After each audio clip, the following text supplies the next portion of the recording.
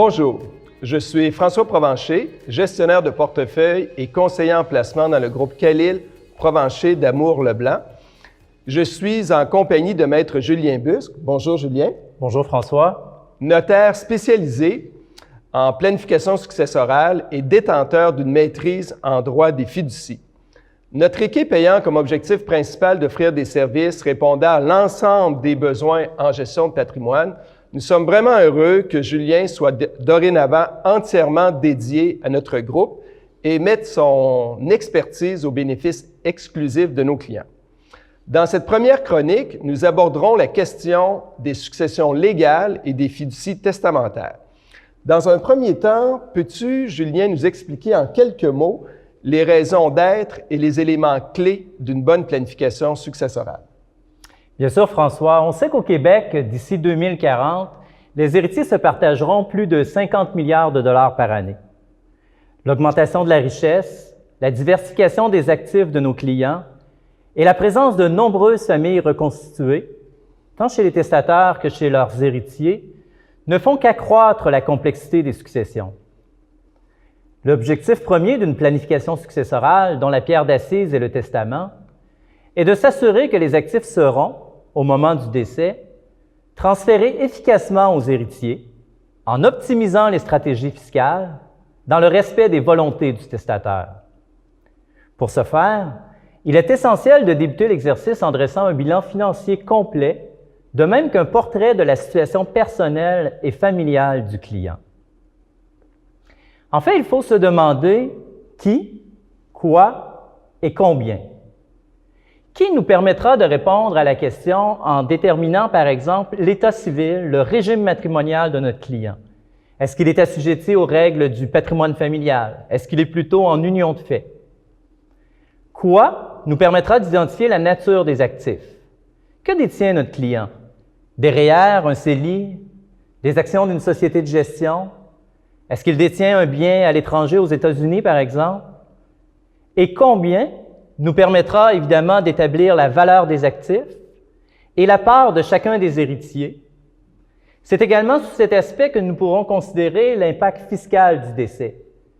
Est-ce que le testateur procédera par roulement de ses actifs en faveur du conjoint ou d'une fiducie exclusive pour le conjoint, ou s'il y aura plutôt une disposition réputée de ses biens au moment de son décès, comme par exemple s'il transfère des actifs à ses enfants, et nous pourrons alors choisir quels actifs devraient être privilégiés pour un héritier plutôt qu'un autre.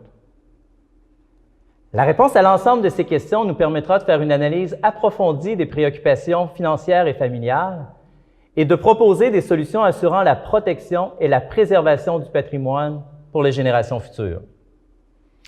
Alors, Julien, j'en comprends donc qu'une bonne planification successorale permettra d'assurer, dans un premier temps, une transmission harmonieuse des biens et aussi, dans un deuxième temps, de minimiser les incidences fiscales au moment du décès.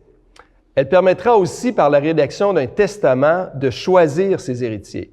Or, les statistiques révèlent que près de la moitié des Québécois n'ont pas signé de testament. Que se passe-t-il alors si un décès survient sans testament? Si une personne décède sans laisser de disposition testamentaire, ce qui inclut également l'absence de disposition à cet effet à l'intérieur d'un contrat de mariage, ce sont les règles du Code civil du Québec qui détermineront quelle personne hérite de ses biens et dans quelle proportion. Comme vous le voyez présentement à l'écran, les principaux cas susceptibles de se présenter sont les suivants. Si une personne décède en laissant un conjoint légal et des enfants, son conjoint recevra le tiers des biens et ses enfants se partageront les 2 tiers. Il est très important de préciser qu'aux fins du Code civil du Québec, seuls les conjoints légalement mariés ou unis civilement sont reconnus et que le conjoint de fait n'est pas un héritier. Ce sont certaines lois particulières, à caractère fiscal, comme la loi de l'impôt, ou encore à caractère social, comme la loi sur la Régie des rentes du Québec, la loi sur l'assurance automobile, différentes lois qui régissent les fonds de pension, qui, elles, protègent les conjoints de fait et créent la confusion. En fait, ces lois ont souvent leur propre définition du terme « conjoint » et les conjoints de fait sont inclus dans ces définitions et sont donc protégés lors de l'application de ces lois-là, ce qui n'est pas le cas, je vous le rappelle, avec le Code civil du Québec. Dans le premier exemple que je vous ai donné, mentionnons aussi que si l'un des enfants du testateur l'a prédécédé, ses enfants, donc les petits-enfants du défunt, se partageront, par le mécanisme de la représentation, la part que l'enfant prédécédé aurait reçue.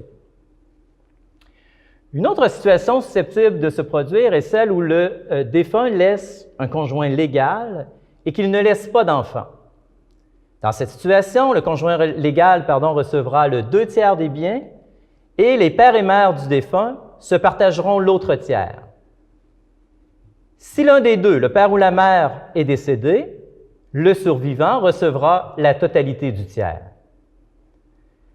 Si la personne décède alors qu'elle laisse un conjoint légal, qu'elle n'a pas d'enfant, que ses pères et mères sont décédés, sa succession sera alors partagée pour les 2/3 à son conjoint légal et l'autre tiers entre ses frères, sœurs, neveux et nièces. Encore une fois, ici, il est important de savoir que si un frère a prédécédé le défunt ou une sœur, ses enfants, donc les neveux et nièces du défunt, viendront chercher sa part par représentation. Et ce n'est que si une personne décède en laissant un conjoint légal, sans enfant, sans père et mère et sans frères et sœurs, neveux ou nièces, que le conjoint légal recevra la totalité des actifs. La deuxième portion du tableau démontre les situations qui peuvent arriver si une personne décède sans laisser de conjoint légal.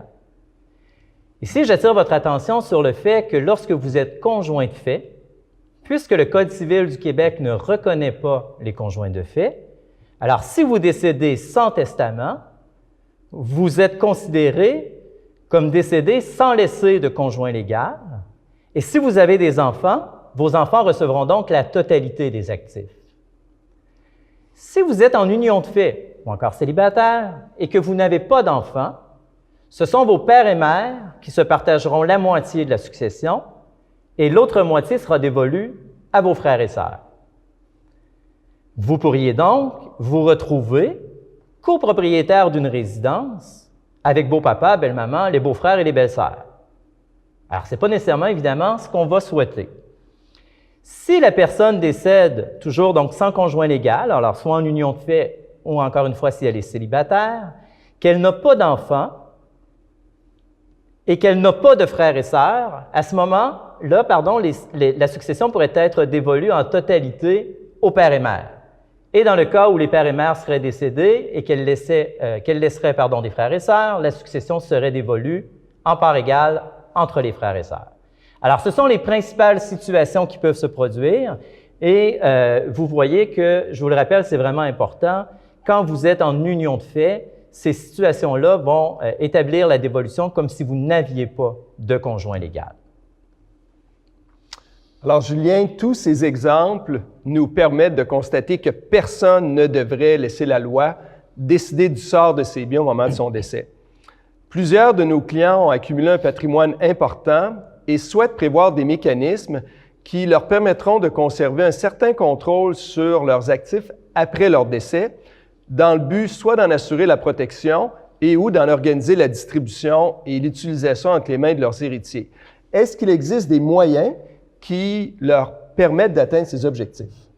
Tout à fait. Il pourrait être nécessaire, François, dans ces situations, de procéder à la création de fiducies testamentaires. Prenons la situation de celui qui, par exemple, souhaite protéger à la fois les intérêts de ses enfants et de sa nouvelle conjointe. Il lui serait alors possible de prévoir que cette dernière sera bénéficiaire, sa vie durant, des revenus provenant des sommes léguées en fiducie, mais qu'au décès de sa conjointe, les actifs légués initialement au patrimoine fiduciaire seront partagés entre ses enfants. Cette situation permettra d'éviter que les actifs légués à la nouvelle conjointe puissent se retrouver un jour dans le patrimoine d'un autre conjoint ou encore dans le patrimoine de membres de la famille de cette conjointe. Et on s'assurera ainsi que le patrimoine du défunt reviendra ultimement à ses propres enfants, donc à sa propre famille. L'utilisation d'une fiducie testamentaire peut aussi être privilégiée lorsqu'un testateur souhaite assurer la protection financière d'un bénéficiaire mineur d'une personne handicapée ou encore d'un enfant aux prises avec des dépendances à l'alcool, aux drogues ou aux jeux. Compte tenu également des émotions engendrées par le décès et des sommes importantes qui sont parfois impliquées, le recours à la fiducie testamentaire peut aussi s'avérer intéressant, même en présence de bénéficiaires majeurs et sans problème particulier, lorsque le testateur souhaite étaler dans le temps la distribution de son patrimoine et ainsi éviter que les actifs soient utilisés à mauvais escient ou encore dépensés trop rapidement.